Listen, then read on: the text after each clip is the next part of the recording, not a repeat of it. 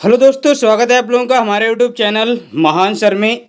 और दोस्तों, आज हम पढ़ेंगे इन्फ्लेशन के बारे में, मुद्रास्फीति के बारे में पढ़ेंगे, जिसको आम तौर पे आप महंगाई बोलते हो।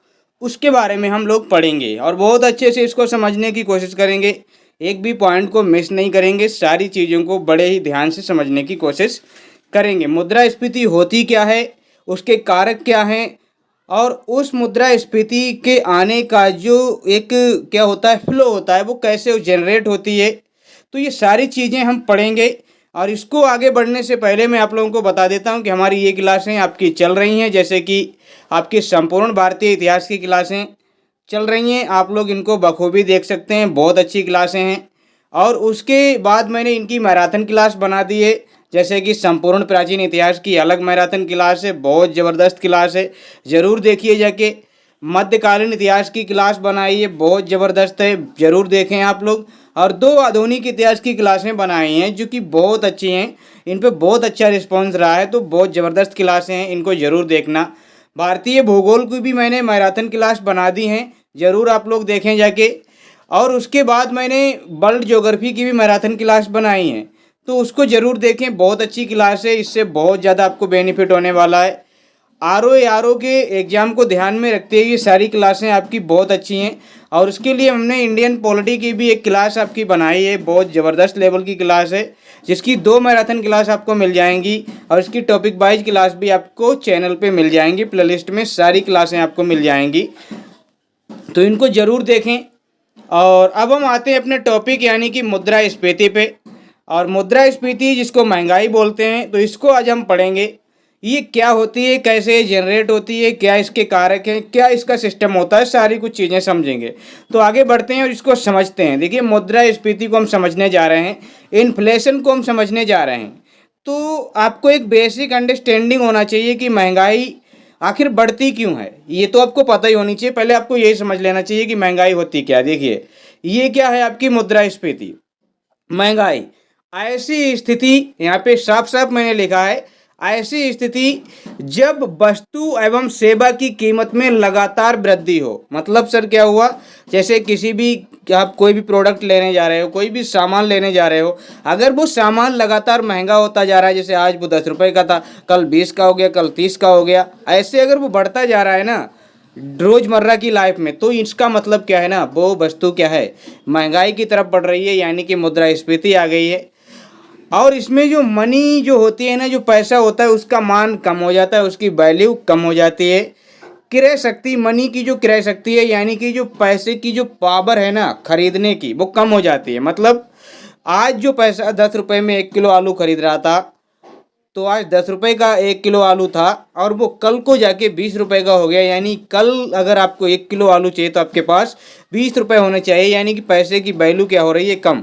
आज 10 रुपये में जो आप चीज़ खरीदने के काबिल थे, वो आप 20 रुपये में हो पा रहे हैं, यानी कि आपके पैसे की क्वालिटी मतलब जो है मान कम हो गया। 20 रुपये चाहिए तब आप खरीद पाएंगे। तो यहाँ पे मुद्रा का जो मान है वो कम हो जाता है, और वस्तु एवं सेवा की जो कीमतें हैं वो बढ़ जाती हैं।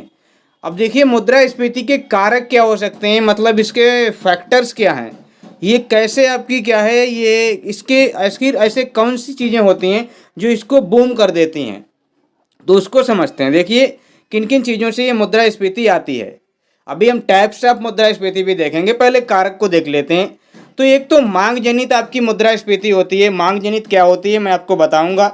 लागत जनित होती है, ये दो ही आपकी मेन होती हैं। वैसे तो बहुत सारी, आप गूगल पे सर्च करें ना तो लाखों तरीके की आपको क्या है मुद्रास्फीति के कारक मिल जाएंगे, लेकिन यही आपकी क्या है इंपॉर्टेंट है। एक आपकी संरचनात्मक होती है, लेकिन हम जो पढ़ने वाले हैं वो इन दो के आधार पे पढ़ेंगे, और पूरी बेसिक चीज़ों को समझने की कोशिश करेंगे।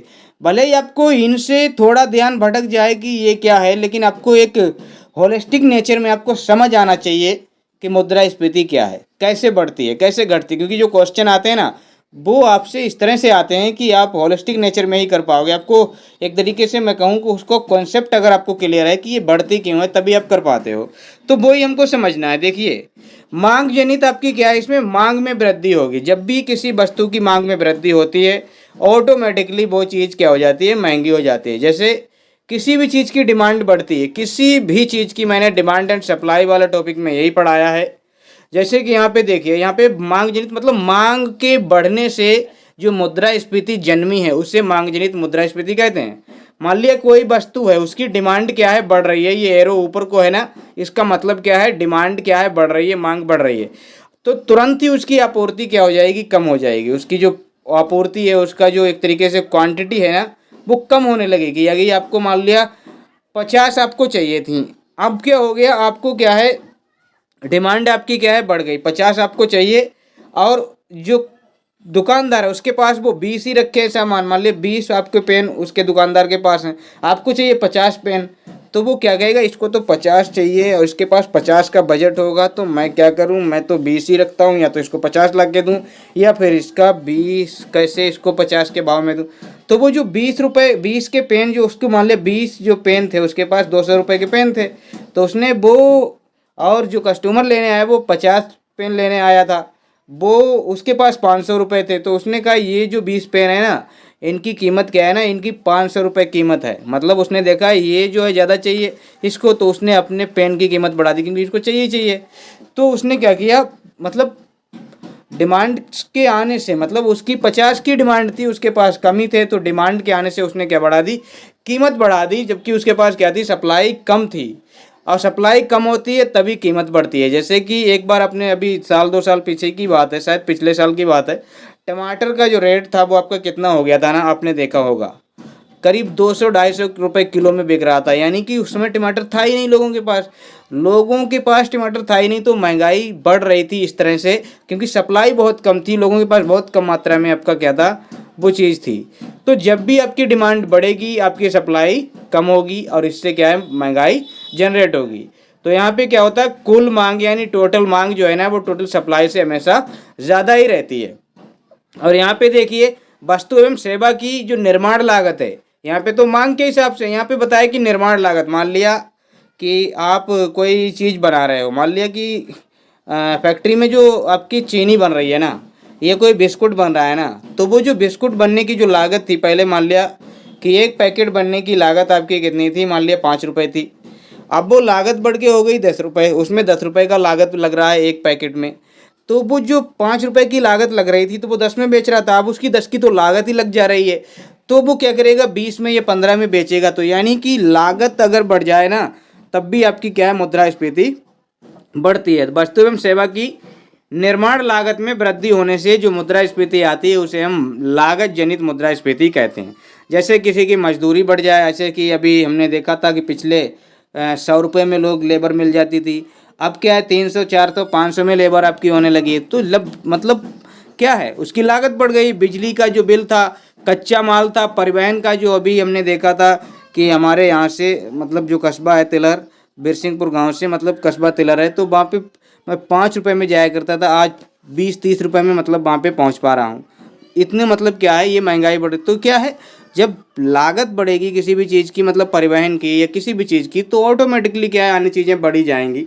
जैसे कि मैं मान लिया कि टेलर से कोई सामान लाऊं दुकान के लिए, तो उसके लिए जो किराया लगेगा वो भी तो मैं उसी में जोड़ूंगा ना, तो जो लागत लगती है उसकी वजह से भी, लागत में वृद्धि होने से भी आपकी क्या है, महंगाई बढ़ती है। तो ये बातें आपको समझ आनी चाहिए। अब देखिए यहाँ पे मांग को जो प्रभावित करते हैं ना, वो कारण आप जान लीजिए, मांग कैसे बढ़ती है ये कारक आप जान लीजिए, और कॉस्ट को प्रभावित करने वाले भी कारक आप लोग जान लीजिए। मांग यानी डिमांड में जो वृद्धि होती है, तो आपका क्या होता है, एक तरफ मांग है, एक तरफ आपकी आपूर्ति। हालांकि ये चीज़ मैं बता ही चुका हूँ। देखिए यहाँ पे मान लिया कि एक दुकानदार है और उसके पास क्या है ना, 10 टीवी हैं, और 10 ही टीवी की मांग है और 10 ही टीवी उसके पास हैं, मतलब आपूर्ति भी उसके पास क्या है, 10 हैं और 10 ही की मांग है। तो ये एक सामान्य स्थिति है। क्या है, एक सामान्य स्थिति है। लेकिन क्या है, उसकी डिमांड कस्टमर की बढ़ गई, 15 टीवी चाहिए और उसके पास कितनी है, 10 टीवी हैं। तो क्या हो जाएगी, यहाँ पे महंगाई बढ़ेगी। उसके पास 10 हैं और वो चाहिए 15, तो वो महंगी बेचना शुरू कर देगा, टीवी को रेट बढ़ा देगा, जो कि क्योंकि उसके पास कम है तो वो चाहेगा, अब मांग बहुत आ रही है तो वो क्या करेगा कि अब तो ये बिकना ही बिकना है, तो थोड़ा महंगाई करके बेचते हैं, तो ये मुद्रास्फीति यानी महंगाई आएगी। और अगर उसके पास 10 की मांग आई है और उसके पास अगर 15 अगर टीवी उसके पास मौजूद हैं, तो फिर क्या करेगा, अरे मेरे पास तो 15 है, यहाँ तो 10 की मांग है, तो ऐसा करो थोड़ा सस्ता करके बेच दो, ताकि हो सकता है जो 10 खरीदने वो 15 भी खरीद ले। तो यहाँ पे क्या हो जाएगी, मंदी हो जाएगी और अपस्फीति हो जाएगी, जिसको हम अपस्फीति कहते हैं, इसको मंदी कहते हैं। तो ये आपका क्या है, ये आपका डिमांड के द्वारा, आपकी जैसे डिमांड कम होगी तो आपकी क्या होगी, अपस्फीति आएगी। डिमांड बढ़ेगी तो आपकी क्या हो जाएगी, महंगाई हो जाएगी। अब देखिए जनसंख्या वृद्धि, जनसंख्या अगर वृद्धि हो जाए ना, तब भी आपकी क्या है, ये क्या बोलता हूँ, मांग बढ़ जाएगी और महंगाई बढ़ जाएगी। क्योंकि ज़्यादा व्यक्ति होंगे ना, तो ज़्यादा व्यक्ति होंगे तो ज़्यादा खर्चे भी होंगे, ज़्यादा लोग मांग करेंगे और ज़्यादा उनको क्या है, कंजप्शन चाहिए। जब ज़्यादा उनकी डिमांडें बढ़ेंगी तो क्या होगा ना, आपूर्ति अपने आप ही कम हो जाएगी, संसाधन उस मात्रा में होंगे नहीं, और जो पॉपुलेशन होगी बहुत ज़्यादा मात्रा में होगी तो बहुत ज़्यादा कंज्यूम करने की कोशिश करेगी। तो क्या हो जाएगा, क्या है, लोग, आपूर्ति कम है तो चीज़ें क्या है, महंगी हो जाएंगी। डिमांड बढ़ने के कारण आपूर्ति कम होगी, आपूर्ति कम होगी तो आपकी क्या है, मुद्रास्फीति बढ़ेगी। आप भली भांति जानते हैं कि जनसंख्या अगर बढ़ती है तो क्या होता है, जैसे कि अभी आपके मान लिया आपके घर में 4 पर्सन हैं, तो आपके 4 पर्सन का खर्चा है, और अगर वही जनसंख्या बढ़ के अगर 10-20 हो जाए ना, तो आपका 10-20 का खर्चा, तो आपका क्या हो जाएगा, आपकी डिमांड ज़्यादा हो जाएगी। डिमांड ज़्यादा हो जाएगी तो आपको ज़्यादा चीज़ें लानी पड़ेंगी। अब ज़्यादा चीज़ें मार्केट में मान लिया नहीं है तो वो महंगी कर देंगे। तो ये आपका क्या है, अगर जनसंख्या वृद्धि भी होती है ना, तो आपकी क्या है, महंगाई बढ़नी ही बढ़नी है। अब लागत जनित, इसको देख लीजिए, देखिए अभी इसकी भी, पहले इसको देख लेते हैं, इसकी वाली, और आगे बढ़ते हैं इधर। देखिए सार्वजनिक खर्चे में अगर वृद्धि कर दे सरकार, अगर जो गवर्नमेंट है ना, अगर वो सार्वजनिक खर्चे में वृद्धि कर दे। सार्वजनिक खर्चा क्या होता है दोस्तों, जैसे कि जो रोड है, ट्रांसपोर्टेशन है, पाइपलाइन गलियों में बिछ रही हैं, बिजली के लिए तार खंभे लग रहे हैं, ये रोड पुल ब्रिज वगैरह इन चीज़ों का निर्माण हो रहा है ना। तो ये सारी चीज़ें क्या होती हैं, पब्लिक आपकी क्या है, सार्वजनिक खर्चे होते हैं सरकार के, और इन पे अगर सरकार खर्चा करती है तो लोगों को क्या है, लोगों को ज़्यादा काम मिलता है। लोग लेबर, जैसे कि आप ब्रिज बन रहा है तो वहाँ पे बहुत सारी लेबर चाहिए होगी, और बहुत सारे इंजीनियर चाहिए होंगे, बहुत सारे मिस्त्री चाहिए होंगे, तो उनको काम मिलेगा। उनके पास ज़्यादा काम होगा तो उनके पास ज़्यादा पैसा आएगा, ज़्यादा पैसा आएगा तो वो ज़्यादा मांग करेंगे, और ज़्यादा मांग अगर उन्होंने की तो मतलब मुद्रास्फीति आएगी ही आएगी, महंगाई आएगी ही आएगी। कर में अगर वृद्धि कर दी जाए, कर में वृद्धि अगर कर दे सरकार, कर में वृद्धि बोले तो जैसे कि अब ये आपका टर्म थोड़ा अलग है। टैक्स में अगर वृद्धि करेगी तो भी महंगाई आएगी। मान लिया कि आप कोई चीज़ ला रहे थे 10 रुपए की, उसमें क्या था, वो 8 रुपए की चीज़ थी, और 2 रुपये उसका मान लिया, मतलब 9 रुपए की चीज़ थी, 1 रुपये उसका टैक्स था, तो आप 10 रुपये में ला रहे थे। अब सरकार ने उस पर क्या कर दिया, टैक्स बढ़ा दिया, मान लिया 2-3 रुपये उस पर टैक्स कर दिया। तो जो 9 की मिल रही थी, 3 रुपये टैक्स कर दिया तो वो 12 की हो गई। अब जो 12 की हो गई है तो वो क्या हो जाएगी, महंगी हो जाएगी चीज़, और महंगी हो जाएगी तो क्या है, मुद्रास्फीति आएगी, वस्तुएं महंगी हो जाएंगी। कर अगर लगेगा किसी चीज़ पे तो वस्तुएं महंगी होंगी, और वस्तुएं अगर महंगी होगी तो क्या होगी, मुद्रास्फीति की स्थिति बनेगी ही बनेगी। और देखिए निर्यात में अगर वृद्धि हो जाए, निर्यात में वृद्धि, मान लिया कि भारत में बहुत सारा प्रोडक्ट आपका क्या है, बनता है। जो जीडीपी होती है ना, वो प्रोडक्ट को ही बताती है कितना माल उत्पादित होता है। भारत में मान लिया 100 कुंटल आपका क्या है, मान लिया 100 करोड़, आपका 100 करोड़ क्या बोलता हूँ, 100 टन आपका क्या है, मान लिया कि उत्पादन हुआ। अब भारत की आवश्यकता मान लिया कितनी है, 80 टन है। 80 टन है, मानते हैं क्या है, भारत में क्या है, मान लिया कि 100 टन आपका क्या है, उत्पादन हुआ, और 80 टन भारत की क्या है, ज़रूरत है। अब इसमें से क्या कर दिया, मान लिया कि आपने क्या कर दिया, 60 या 40, मान लिया 40 टन आपने क्या कर दिया, इसको क्या कर दिया, निर्यात कर दिया, विदेशों में भेज दिया, बिक्री कर दिया। तो अब रह कितना गया, यहाँ पे 60 ही रह गया। अब 60 रह गया तो हमारी ज़रूरत कितनी है, 80 है। तो क्या होगा, अगर निर्यात अगर हम बढ़ा देंगे, बाहर भेजना बढ़ा देंगे, हालांकि हमारी क्या करना, हमें क्या चाहिए था, अगर हमारे पास 100 टन था, 80 हमारी ज़रूरत थी, तो हमको 20 का निर्यात कर देना चाहिए था और 80 बचा लेना चाहिए। लेकिन हमने क्या कर दिया, 40 का निर्यात कर दिया। अब हमारे पास 60 बचा, तो हमें क्या करना होगा, हमारी यहाँ पे क्या होगी, महंगाई बढ़ जाएगी। अपने देश में क्या होगी, सप्लाई कम हो जाएगी, सप्लाई कम, डिमांड बढ़ेगी, डिमांड बढ़ेगी तो मुद्रास्फीति आएगी। बिल्कुल, ये पॉइंट मैंने आपको सजा के लिखा है। अब यहाँ पे आपको इधर वाला मैं डाटा समझाता हूँ। देखिए इधर वाला डाटा आप समझिए, लागत जनित, इसकी लागत मतलब कॉस्ट को प्रभावित करने वाले, जैसे कि वस्तु एवं सेवा के निर्माण में जो लगने वाली लागत है, अगर वो बढ़ जाए, वो अगर बढ़ जाए, लागत अगर बढ़ जाए तो मुद्रास्फीति आएगी ही आएगी। मान लिया साधनों के मूल्य में वृद्धि, जो साधन है, मान लिया साधनों के मूल्य में वृद्धि, कोई भी साधन है, जैसे कि आप गाड़ी पेट्रोल मतलब गाड़ी चलाते हैं, पेट्रोल उसमें पड़ता है। आप मान लिया 10 किलोमीटर जाते हैं, वहाँ से कुछ सामान लेने जाते हैं, आपकी जो गाड़ी में पेट्रोल लगने वाला है, मान लिया कि आधा लीटर लग रहा है, और उस आधा लीटर की जो कीमत है 50 रुपये है। अगर बढ़ के आपकी 60-70 हो जाए तो आप क्या करोगे? मान लिया कि वैसे ही किसी साधन की, कोई भी साधन है, उसकी 10 रुपये कीमत थी, अगर 20 हो जाए तो क्या है? महंगाई बढ़ेगी। जीवन निर्वाह अगर महंगा हो जाए, अगर किसी व्यक्ति का खर्च मान लिया 100 रुपये में चल रहा है एक दिन का, अगर उसका खर्च 500 रुपये में चलने लगा, 500 रुपये हो गए, तो क्या होगा? चीज़ें महंगी हो जाएंगी। व्यापारिक एकाधिकार अगर हो जाए कहीं पे, आपने देखा होगा कुछ एरिया जैसे होते हैं जहाँ पे एक ही मतलब उस टाइप की एक ही दुकान होती है, एक ही आपका क्या होता है, शोरूम या एक ही दुकान जो भी है। मान लिया एक गांव है, वहाँ पे एक ही मान लिया कि कोई दुकान है, जैसे कि आपका होटल वगैरह है, उसमें जो समोसे वगैरह एक ही है, और एक ही अगर दुकान है तो वो दुकान क्या करेगा? वो दुकान क्या करेगी? उसकी क्या है, वो मूल्य बढ़ा देगा, क्योंकि एक ही दुकान है और कोई कंपटीशन में तो है नहीं, तो चीज़ें क्या हो जाएंगी? महंगी हो जाएंगी। और सप्लाई में अगर कमी आ जाए, सप्लाई में कमी आने पर भी चीज़ें क्या हो जाती हैं? महंगी हो जाती हैं। जैसे कि सप्लाई कम होगी तो मांग बढ़ेगी, और मांग बढ़ेगी तो मुद्रास्फीति आएगी। और प्राकृतिक आपदा वगैरह, जैसे कि आपका देखा बाढ़ या सूखा पड़ जाए, कहीं बाढ़ आ जाती है तो फसलें बर्बाद हो जाती हैं, और सूखा पड़ जाए तब भी फसलें आपकी क्या हो जाती हैं? बर्बाद हो जाती हैं। गेहूँ, धान, सरसों वगैरह वगैरह जो भी फसलें होती हैं बर्बाद हो जाती हैं। फसलें अगर बर्बाद हो गई ना, तो सप्लाई बाधित होगी। सप्लाई अगर बाधित होगी तो सप्लाई कम भी होगी, सप्लाई कम होगी तो डिमांड बढ़ेगी, और डिमांड बढ़ेगी तो इन्फ्लेशन आएगा, महंगाई आएगी। तो ये चीज़ आपको समझ आनी चाहिए। इधर भी देखिए, अगर श्रमिक हड़ताल कर दें, श्रमिक लोग अगर हड़ताल कर दें, ये चीज़ें हम पढ़ चुके हैं, श्रमिक लोग अगर हड़ताल कर दें तो क्या होगा? देखिए, श्रमिक लोग हड़ताल करेंगे, जैसे कि मैं आपको बताता हूँ, किसी फैक्ट्री में मान लिया कि कुछ वर्कर्स हैं, वो काम कर रहे हैं, अगर उन्होंने हड़ताल कर दी है, उन्होंने क्या कर दिया है? हड़ताल कर दी है। यहाँ पे एक और पॉइंट आना चाहिए था, जमाखोरी वाला आना चाहिए था। क्या? यहाँ पे जो दूसरा पॉइंट आना चाहिए था वो और आना चाहिए था, जैसे कि भ्रष्टाचार वगैरह, यहाँ पे भ्रष्टाचार वगैरह आना चाहिए था, और वो यहाँ पे आना चाहिए था। और यहाँ पे ये देखिए, ये वाला पॉइंट समझिए, मैं आपको समझाता हूँ। देखिए यहाँ पे आप समझिए, ये क्या है? श्रमिक हड़ताल अगर हो गई तो क्या है? फैक्ट्री में जो उत्पादन है वो कम हो जाएगा। मान लिया कि जो पहले उत्पादन आपका 1000 kg का हो रहा था चीनी का, और अगर फैक्ट्री में लोगों ने हड़ताल कर दी तो मान लिया 85 kg, मतलब बहुत ज़्यादा कम हो गया। अब है ही नहीं, क्योंकि वर्कर काम ही नहीं कर रहे हैं, सभी ने हड़ताल कर दी। ऐसे ही दो जो कुछ हैं वो कर रहे हैं, तो बहुत कम चीनी बन पा रही है। तो क्या है यहाँ पे? डिमांड, सप्लाई आपकी क्या हो जाएगी? कम हो जाएगी, डिमांड आपकी बढ़ जाएगी, और आपका क्या है? महंगाई आपकी बढ़ेगी।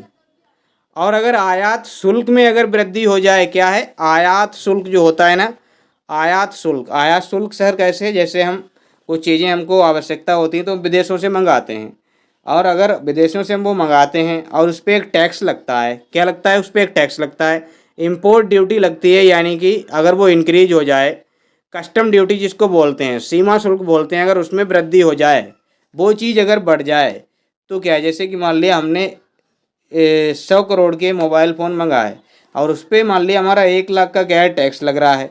अगर वो टैक्स बढ़ गया, मान लिया 2 लाख का 3 लाख का टैक्स हो गया, जैसे यहाँ पे क्या हो गया?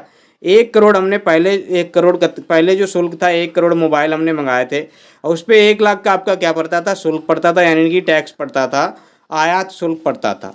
अब हमने क्या किया? 1 करोड़ मोबाइल मंगाए, और उस पर क्या है? अब 2 लाख का शुल्क हो गया, 2 लाख टैक्स पड़ने लगा।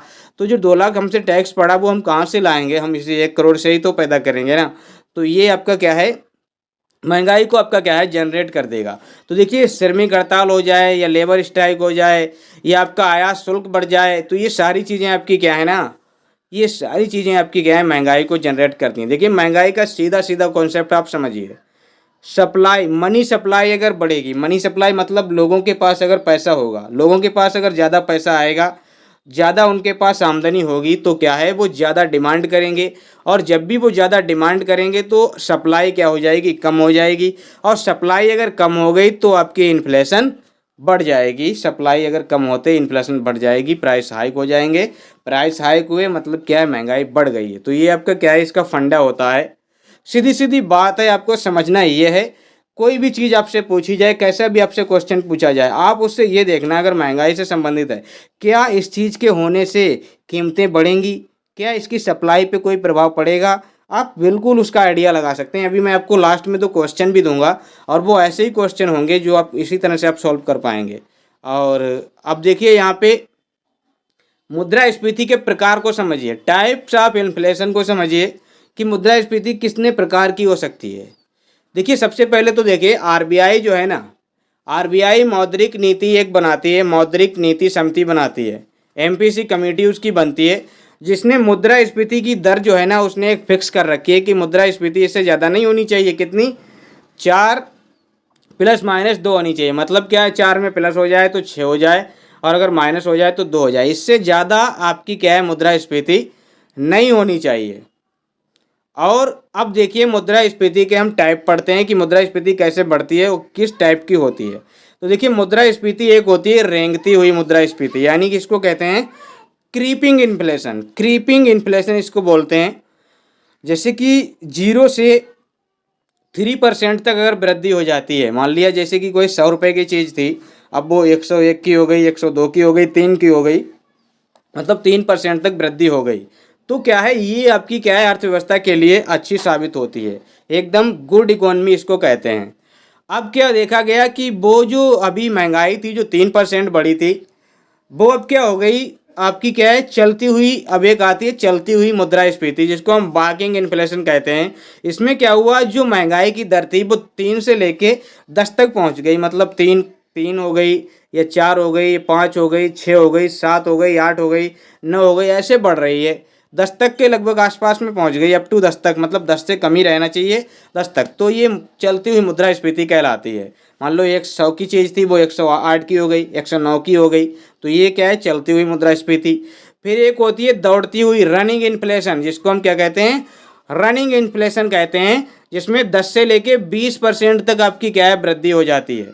मान लिया जो चीज़ 100 रुपये की थी वो 110 की हो गई, 112 की हो गई, 115 की या 120 तक की हो गई, तो ये आपकी दौड़ती हुई मुद्रास्फीति कहलाती है। ऐसे ही आपकी एक है आपकी कूदती हुई मुद्रास्फीति, जंपिंग कर रही है अब वो। जैसे कि वो एक मान लिया कि 100 की चीज़ थी 150 की हो गई, 160 की हो गई, 180 की हो गई, मतलब 50 से 60% अगर जो बढ़ रही है ना, वो आपकी क्या है, कूदती हुई मुद्रास्फीति में आ जाएगी। और इसी तरह से एक होती है अति मुद्रास्फीति, हाइपर इन्फ्लेशन जिसको कहते हैं। इसमें क्या है, चीज़ें मल्टीपल में आपकी बढ़ती हैं। जैसे कि 100 रुपये की चीज़ थी उस पर 100% आपकी क्या है, वो बढ़ गई। 100% बढ़ने का मतलब 200 की हो गई, या 200% बढ़ गई तो वो 300 की हो जाएगी, 300% बढ़ गई तो आपकी 400 की हो जाएगी। ऐसे आपकी बढ़ती है ना, इस तरह से अगर वो बढ़ती है ना मल्टीपल में, तो ये आपकी हाइपर इन्फ्लेशन कहलाती है। और इसमें क्या है ना, जब बहुत ऐसा कब होता है, जब बहुत ज़्यादा मुद्रा का प्रवाह हो जाए, मतलब मार्केट में इतनी मनी आ जाए, लोगों के पास इतना धन हो जाए कि सबकी मतलब क्या है, बक्सों में, बिस्तरों में, गद्दों पे, हर जगह पैसे ही पैसा उनके पास रखा है, तब जाके इस तरह की आपकी क्या है, वो आती है। और चीज़ों की कीमत बहुत मतलब क्या हो जाती है, जैसे क्या है, जैसे कि आप एक पेन भी खरीदने जा रहे हो तो वो मान लिया क्या है, 10-10 हज़ार का एक पेन मिल रहा है। ऐसा अगर हो जाता है ना, तो ये आपके हाइपर इन्फ्लेशन है। आलू जो 10 रुपये का मिल रहा था ना, वो 1000 रुपये का अगर मिलने लग जाए, तो समझिए कितनी मतलब महंगाई वाली बात हो जाएगी। और उसी को हम क्या कहेंगे, अति मुद्रास्फीति कहलाएंगे। और ये क्यों होगी, क्योंकि जब कोई देश अत्यधिक मुद्रा जारी कर देगा, क्योंकि अत्यधिक मुद्रा जारी अगर कर देगा कोई देश, तभी तो मुद्रा का प्रभाव बहुत ज़्यादा होगा ना। देखिए आरबीआई पैसे को छापती है, वो किस हिसाब से छापती है, आप लोग समझते होंगे कि लोगों के पास पैसे की कमी रहती है, तो क्यों ना आरबीआई ही पैसे छापती है, सरकार ही पैसा छपवाती है। तो सरकार को ऐसा करना चाहिए ना कि बहुत ज़्यादा पैसा छपवा देना चाहिए, ताकि लोगों के पास बहुत ज़्यादा पैसा हो जाए और वो अमीर हो जाएं और वो हर चीज़ खरीदने के काबिल हो जाएं। ऐसा नहीं होता है, हर चीज़ का एक वो होता है, एक रेशियो होता है। जैसे कि आप मार्केट में मान लिया कि 10 किलो आलू हैं, 10 किलो आलू हैं और उनका हमें रेट, मतलब 100 किलो आलू है मार्केट में, और उनका हमें रेट रखना है कि 10 रुपये के हिसाब से इसका रेट रखना है, तो 1000 रुपये के आलू होंगे जाके ये, कितने के होंगे, 1000 रुपये के आलू आपके होंगे जाके। तो सरकार पैसे को उसी हिसाब से छापेगी कि मान लिया इतने साधन हैं और इसका इतना रेट रखना चाहिए तो हमें इतने पैसे छापने चाहिए। अब अगर उसने मान लिया क्या है, आलू आपके क्या है 100 किलो हैं, उसने पैसे छाप दिए 1 लाख। अगर 1 लाख आपके पास रुपए हैं और आलू 10 ही किलो आपको चाहिए तो ऑटोमेटिकली आपको महंगे खरीदने पड़ेंगे। वो कहेगा अरे 1 लाख है, चलो 1 लाख के ही आप दे दो सब। तो ये बात हो जाएगी। बहुत ज़्यादा अगर मुद्रा अगर छप जाती है, जारी कर देता है कोई देश, तो क्या होता है, महंगाई बढ़ जाती है। क्योंकि साधनों के अनुपात में ही आपकी क्या होनी चाहिए, मुद्रा होनी चाहिए। कैसे, मैं आपको बताता हूँ। जैसे कि आपको बताता हूँ कि जैसे कि आप मान लिया कि आप 1-2 रोटी खाते हैं, 2 रोटी अगर खाते हैं आप और रोटियां हो जाएं आपके पास, मान लिया कितनी 10-20 हो जाएंगी, तो वो क्या हो जाएंगी, ये आपकी मतलब ज़रूरत से ज़्यादा की चीज़ें हो जाएंगी ना। तो ज़रूरत से ज़्यादा चीज़ें आपको क्या है, नुकसान ही पहुंचाएंगी, बेकार कर देंगी। उनको आप फेंकेंगे या कुछ भी करेंगे, ऐसा ही करेंगे ना। अगर ऐसे ही आपका क्या है, अत्यधिक मुद्रा जारी हो जाती है ना, और उसके अनुपात में साधन उस हिसाब से है नहीं, आपूर्ति है नहीं, तो क्या है, वो चीज़ें महंगी हो जाएंगी और वो चीज़ें एक तरीके से पैसे का मान बिल्कुल ही कम हो जाएगा। तो ये बात है। जिसके पास मान लिया, जिसके पास 4 बंदे हैं, उसको मान लिया 10 रोटी चाहिए खाने के लिए और उसके पास 1 रोटी है, तो उसको पता होगा ना कि रोटी की कीमत क्या है ना। जब आपके पास 10 मतलब बंदे हैं और आपके सैकड़ों रोटी, तो आपको रोटी की पता ही क्या है, आप तो 10 रोटी खाएंगे बाकी फेंक देंगे। ऐसे ही आपका क्या है, आपके पास बहुत ज़्यादा जब पैसा हो जाएगा ना, तो आप क्या है, चीज़ों को महंगी से महंगी खरीदने की कोशिश करेंगे और महंगाई बढ़ेगी तो बड़ा ही गजब हो जाएगा। ये आपके क्या होते हैं, ये महंगाई के आपके क्या थे, टाइप्स थे। अब देखिए मुद्रास्फीति के प्रभाव देख लीजिए कि मुद्रास्फीति का जो प्रभाव पड़ेगा वो किस पे पड़ेगा, इसको समझना बहुत ज़रूरी है। मतलब किसको इसमें फ़ायदा होगा, किसको इसमें नुकसान होता है। जब भी महंगाई बढ़ती है तो किसी न किसी को तो फ़ायदा होता होगा ना कोई तो इसका फ़ायदा उठाता होगा और किसी न किसी को इसकी खामियाजा भी भुगतना पड़ता है। तो देखिए मुद्रास्फीति का जो इफ़ेक्ट है ना, एक तो इसके पॉजिटिव इफ़ेक्ट हैं, एक आपके नेगेटिव इफ़ेक्ट हैं। तो जो पॉजिटिव इफ़ेक्ट हैं और नेगेटिव इम्पैक्ट हैं उनको देखिए। इसमें क्या होता है, लाभ होता है, इसमें आपकी हानि होती है। ये ऋणी होता है, जो डेप्टर होता है, उसको लाभ होता है। ऋणी कौन होता है, जो कर्ज लेता है, जो ऋण लेता है, ऋण लेने वाला, उसको क्या होता है, अगर मुद्रास्फीति बढ़ गई तो जिसने कर्ज ले रखा है ना उसको फ़ायदा हो जाता है, उसको क्या होता है, लाभ होता है। लेकिन जो ऋणदाता होता है, जो लेंडर होता है, मतलब जिसने पैसे दिए हैं उधार, लेंड माने होता है उधार देना, और होता है एक बारो माने उधार लेना। तो लेंडर, इसको क्रेडिटर भी बोल सकते हैं, ऋणदाता को। जो ऋण दे रहा है, दाता मतलब दे रहा है, वो हानि उठाएगा।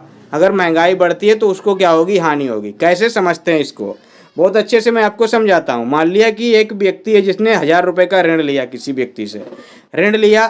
अब उसने क्या किया, उससे 1000 रुपये से क्या किए, 5 रुपये का एक पेन मिल रहा है, उसने 5 रुपये वाला पेन खरीदा। तो 200 पेन उसने 1000 रुपये में खरीदे। कितने खरीदे, 200 पेन उसने क्या किए, 1000 रुपये में खरीद लिए। और उस पेन की कीमत को कितना कर दिया, 10 रुपये कर दिया। 10 रुपये में उसने बेचना शुरू कर दिया। अब वो 10 रुपये में बेचेगा ना, तो उसके 200 पेन 2000 रुपये के हो गए जाके। हाँ सर, हो गए जाके। अब 200 पेन 2000 रुपये के हो गए तो उसने उसको रिटर्न किसने कर दिए, कितने, 1000 रुपये उसके रिटर्न कर दिए। और पे कितने किए, 1000 रुपये उसको पे कर दिए। उसको पे कितने कर दिए, 1000 रुपये कर दिए। उसको पे 1000 रुपये किए तो उसका प्रॉफिट कितना हुआ, उसका प्रॉफिट आपका हुआ, उसका जो प्रॉफिट हुआ वो आपका कितना हुआ, 1000 रुपये उसका क्या हो गया, प्रॉफिट हो गया। 1000 रुपये उसका क्या हो गया, प्रॉफिट हो गया। तो ये आपका क्या हो गया, प्रॉफिट। अब देखिए यहाँ पे दूसरी स्थिति में 1000 रुपये का ही उसने लोन लिया था, वही सेम स्थिति है। पेन आपके क्या है, उसने 5 रुपये के खरीदे, 200 रुपये, 200 पेन हो गए। और 200 रुपये के जो 200 पेन हो गए, इसने देखा महंगाई बढ़ रही है, महंगाई बढ़ गई है। तो इसने क्या देखा, जो चीज़ों की महंगाई बढ़ी, तो इसने उस पेन की कीमत को क्या कर दिया, 15 रुपये कर दिया। अब वो 15 पेन आपके कितने के हो गए, 3000 रुपये के हो गए। अब यहाँ पे ये मिस्टेक से यहाँ पे 1000 रुपये होने चाहिए थे, उसने 1000 रुपये उसके वाले वापस कर दिए उसको। ये 1000 रुपये उसको क्या कर दिए, वापस कर दिए। जहाँ पे ये 2000 लिखे हैं ना, यहाँ पे 1000 रुपये था, वो मिस्टेक से हो गया है। और जब उसने 1000 रुपये इसको वापस कर दिए तो 2000 रुपये उसको क्या है, मुनाफा होगा। यहाँ पे 2000 लिखना था तो यहाँ पे उल्टा हो गया है, दोनों जगह क्या हो गया, उल्टा हो गया है। तो उसको क्या है, 3000 रुपये उसके पास आए तो उसने 1000 रुपये वापस कर दिए, तो कितने बचे होंगे उसके पास, 2000 रुपये बचे होंगे। तो महंगाई बढ़ने से फायदा किसको हो रहा है, इसी व्यक्ति को हो रहा है जिसने ऋण लिया है। बाकी उसको तो घाटा ही हो रहा है, बाकी उसको तो 1000 ही रुपये मिले, जबकि महंगाई के हिसाब से उसको भी ज़्यादा रुपये मिलने चाहिए थे, उसको भी ज़्यादा रुपये का फ़ायदा होना चाहिए था नहीं था। मान लिया यहाँ पे थोड़ा मान लेते हैं, 1000 रुपये थोड़ा लौटाए होंगे, उसका मान लो कुछ परसेंट लगा के लौटा दिया गया होगा। मान लिया कि 1000 रुपये पे उसने कहा हमें 10% का चाहिए, तो उस 10% के हिसाब से 1100 लौटा दिए होंगे, और यहाँ पर भी 1100 ही लौटाए होंगे। उसने यह तो नहीं कहा अब तो महंगाई बढ़ गई, अब हम आपसे 10 का नहीं, अब हम आपसे 15% का ब्याज लेंगे, ऐसा तो नहीं करेगा वो कह सकता है, वो कह ही नहीं सकता है, क्योंकि महंगाई तो अब बढ़ी है, पैसे तो मैंने 6 महीने पहले लिए थे आपसे, तो आप ऐसा नहीं कर सकते। तो इसमें क्या है, ऋणी को फ़ायदा होता है, सीधा सीधा कहने का मतलब आपका क्या है, ऋणी को फ़ायदा होता है, और बाकी नुकसान किसको होता है, जो पैसा देता है। अब देखिए यहाँ पे मैंने लिखा है, जो ऋणी होता है, कर्जदार होता है, डेप्टर होता है, उसको लाभ होता है, और जो ऋणदाता होता है, कर्ज देने वाला, उसको क्या होता है, हानि होती है। किसान को लाभ होगा, इसी तरह से किसान ज़्यादा अगर मान लिया उसने कोई आलू वगैरह कोई भी फसल आपकी उत्पादित की, अगर महंगाई बढ़ गई तो उसकी जो फसल थी वो महंगी बिकेगी, तो उसको क्या होगा, लाभ होगा।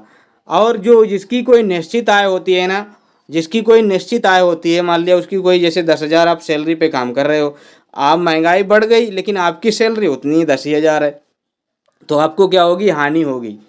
आपको क्या होगी, हानि होगी। उत्पादक कोई जो प्रोडक्शन कर रहा है, किसी भी चीज़ को प्रोड्यूस कर रहा है, जैसे कोई फैक्ट्री है, बिस्कुट बना रही है, कुछ भी बना रही है, साबुन बना रही है, तेल बना रही है, और क्या देखा उसने, क्या देखा, महंगाई बढ़ गई है। अगर महंगाई बढ़ी तो वो चीज़ जो उसने उत्पादित की है ना, वो उस चीज़ को महंगा करके बेचेगा, तो महंगा करके बेचेगा तो इसको लाभ होगा। लेकिन जो उपभोक्ता है ना, उसको तो हानि होगी, उसको हानि होगी, चीज़ें महंगी मिलेंगी, उसको तो हानि होगी ना।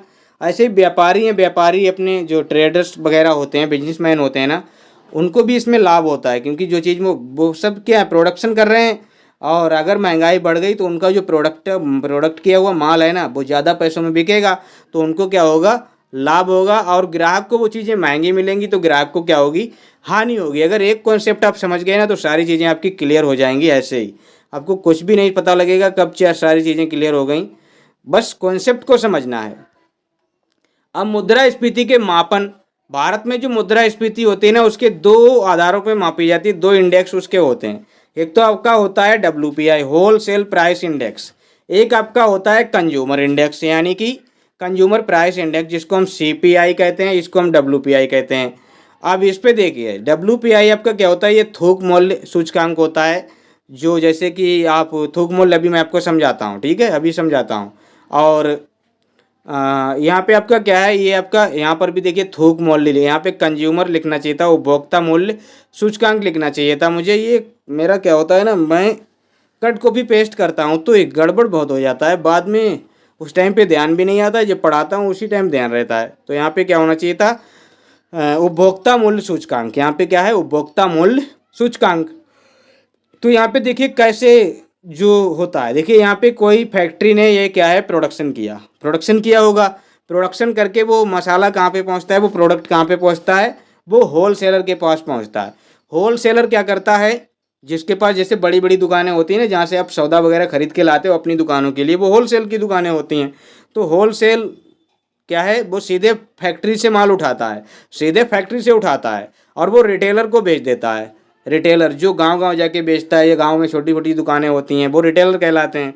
तो वो जो रिटेलर है ना, वो कंज्यूमर को देता है, और वही कंज्यूमर आपका जो कंज्यूम करता है ना, वही आपका जिस रेट पे वो कंज्यूमर कंज्यूम करता है, वही आपका कंज्यूमर प्राइस इंडेक्स कहलाता है। और जो आपका होल सेलर है, वो जिस रेट पे आपका लाता है, वो आपका उसका क्या कहलाता है, होल सेल प्राइस इंडेक्स कहलाता है। और भारत में क्या है ना, देखिए ये जो थोक विक्रेता, जो क्या बोलता हूँ, कंज्यूमर प्राइस इंडेक्स है ना, इसको 2014 में RBI के द्वारा स्वीकारा गया था, किसको, कंज्यूमर प्राइस इंडेक्स को। लेकिन जो भारत में जो मुद्रास्फीति का मापन होता है ना, वो आपका किस पे होता है, थोक मूल्य सूचकांक पे होता है, यानी होल सेल प्राइस इंडेक्स पर ही आपका क्या किया जाता है, इसका मापन किया जाता है। तो ये आप याद रखना, किस पे मापन होता है भारत में, होल सेल पे आपका क्या है, मापन होता है। तो दो आपके होते हैं, एक होल सेल जो सीधे फैक्ट्री से माल उठाता है, उसको सस्ता मिलता होगा, सस्ता मिलता, मान लिया उसने साबुन का पैकेट मंगाया, साबुन की पेटी मंगाई, उसको 100 रुपये की वो पेटी पड़ी जाके। अब वो जब रिटेलर को देगा ना, रिटेलर को देगा तो वो कितने की देगा, 120 की देगा। अब वही माल जो कंज्यूमर तक पहुंचेगा ना, वो आपका 150 का हो जाएगा। वही पेटी आपकी कितने की हो जाएगी, 150 के हिसाब से हो जाएगी। तो आपका जो होलसेल पे क्या है, ये निकाला जाता है मुद्रास्फीति का मापन, और इसको भी स्वीकारा गया है आरबीआई के द्वारा कंज्यूमर प्राइस इंडेक्स को, कि इस पर भी आपकी क्या है, महंगाई कैलकुलेट होनी चाहिए। क्योंकि एक्चुअल में तो कंज्यूम तो लोग कर रहे हैं ना, कंज्यूम कौन कर रहा है, लोग कर रहे हैं, तो उनके हिसाब से महंगाई का वो होना चाहिए। अब देखिए मुद्रास्फीति पर नियंत्रण कैसे कर सकते हैं, क्या है मुद्रास्फीति पे नियंत्रण कैसे किया जाए। तो देखिए जैसे कि एक तो भारत सरकार आपकी नियंत्रण कर सकती है, एक आपकी आरबीआई नियंत्रण कर सकती है। अब आरबीआई और भारत सरकार ये कैसे नियंत्रण करेंगे, देखिए जो भारत सरकार नियंत्रण करेगी ना, वो टैक्स में क्या करेगी, यहाँ पे क्या लिख गया है, टैक्स वृद्धि, क्या लिख गया है, टैक्स वृद्धि। यहाँ पे क्या होना चाहिए था, टैक्स में कमी करके करेगी। क्योंकि मैंने वहाँ से इसको कट कॉपी पेस्ट कर लिया है, जहाँ पे मैंने ये आपको बताया था, देखिए क्या बताया था, यहाँ पे मैंने बताया था टैक्स में वृद्धि, तो यहाँ से मैंने कट कॉपी पेस्ट किया और वही यहाँ पे आ गया। आज कुछ ज़्यादा ही इसमें मिस्टेक्स हो गई हैं मुझसे। टैक्स में वृद्धि, यहाँ पे क्या होना चाहिए था, टैक्स में कमी होना चाहिए। सरकार क्या करेगी, अगर मुद्रास्फीति को कम करना है, महंगाई को कम करना है, तो टैक्स को कम कर देगी। मान लिया 100 रुपये की चीज़ आप ला रहे थे, उस पर 10 रुपये का टैक्स था, यानी 110 की वो आपको पड़ रही थी। सरकार ने क्या कर दिया, उस पर टैक्स घटा दिया। मान लिया 100 रुपये की चीज़ लाया आपका, उस पर क्या कर दिया, 1 रुपये टैक्स कर दिया, तो आपको क्या है, वो 101 की मिल जाएगी ना। तो जब आपको मद्दी मिलेगी तो आप भी क्या है, मद्दी चीज़ों को बेचेंगे, मद्दी चीज़ें बिकेंगी तो लोगों को क्या है, चीज़ें सस्ती मिलेंगी, सस्ती मिलेंगी तो महंगाई कम होगी। या फिर पब्लिक जो एक्सपेंस हैं, पब्लिक जो व्यय हैं, सार्वजनिक जो खर्चे हैं ना, उनको सरकार कम कर दे। जैसे कि पब्लिक खर्चे बोले तो रोड है, सड़कें हैं, इन पे थोड़ा कम खर्चा करे, इनको ज़्यादा मतलब इन पे खर्च ना करे, तब भी आपकी क्या है, महंगाई आपकी क्या है, कम हो जाएगी, मुद्रास्फीति नियंत्रण में आएगी।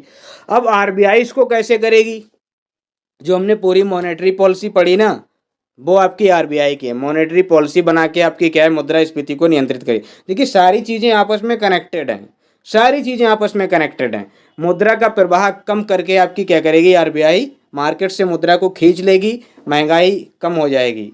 तो ये आपकी क्या है, एक तो आरबीआई कर सकती है, एक आपकी भारत सरकार कर सकती है।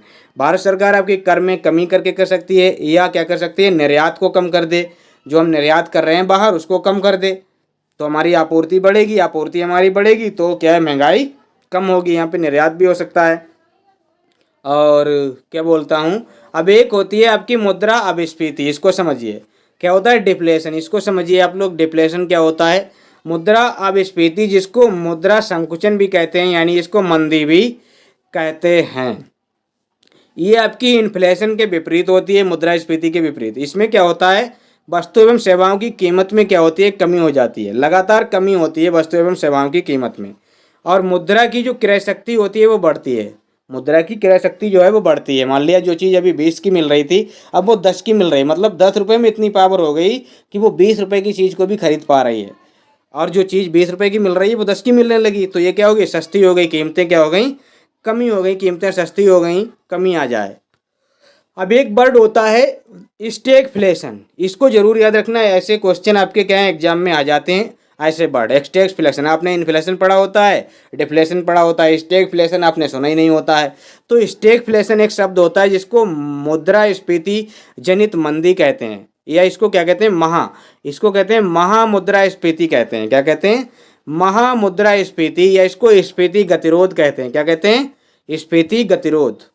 क्या बोलते हैं इसको, देखिए इसमें क्या होता है, जब महंगाई की दर उच्च हो, महंगाई की उच्च दर हो, मतलब चीज़ें बहुत महंगी हों, बहुत महंगी हों, 100 रुपये की चीज़ 200-300 में मिल रही है, और उसी टाइम पे बेरोजगारी भी बहुत चरम पे हो, लोगों को काम नहीं मिल रहा है, लोगों के पास नौकरियां नहीं हैं, लोगों के पास धंधे नहीं हैं, लोगों को कोई मतलब ऐसा काम नहीं जिससे वो अपना कुछ प्रोडक्ट कर सकें, कुछ पैसा कमा सकें, वे एकदम बेरोजगार हैं, निठल्ले पड़े हैं, और महंगाई चरम पे है। तो इस चीज़ को हम क्या कहते हैं, स्टैगफ्लेशन कहते हैं, मुद्रास्फीति जनित मंदी कहते हैं, या स्फीति गतिरोध कहते हैं। और ये दोनों एक साथ अगर हो जाएं, दोनों अगर एक साथ हो जाए ना, तो बिल्कुल धराशायी कर देते हैं, ये व्यक्ति को एकदम पटक देते हैं व्यक्ति को। तो ये दोनों चीज़ें आपको पता होनी चाहिए, सारी चीज़ें बहुत आपकी क्या है, ये महंगाई को क्या है, ताबड़तोड़ प्रभावित करती हैं, तो ये आपको पता होनी चाहिए।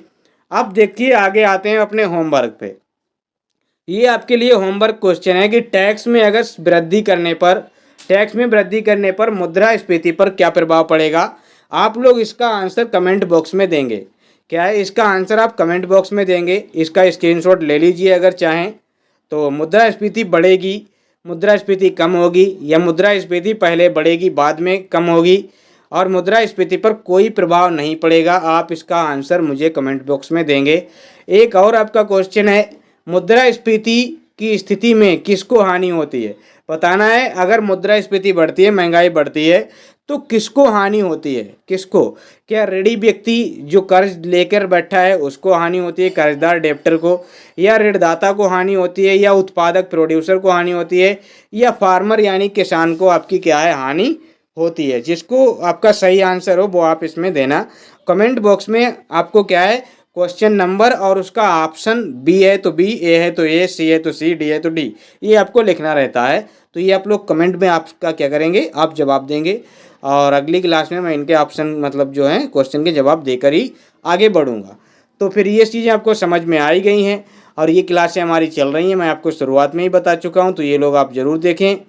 और अगर आपको क्लास अच्छी लगती है दोस्तों तो हमारे क्लास को लाइक करें, चैनल को सब्सक्राइब कर लें और बेल आइकन को प्रेस कर लें ताकि वीडियो की नोटिफिकेशन आप लोगों को मिल सके। और हमारा ये टेलीग्राम चैनल ज़रूर ज्वाइन करें जिस पे हम PDF इसकी डाल देते हैं, तो ये आपको मिल जाएगी। ज़रूर आप इसको ज्वाइन कर लें। मिलते हैं फिर नेक्स्ट वीडियो में, तब तक के लिए धन्यवाद।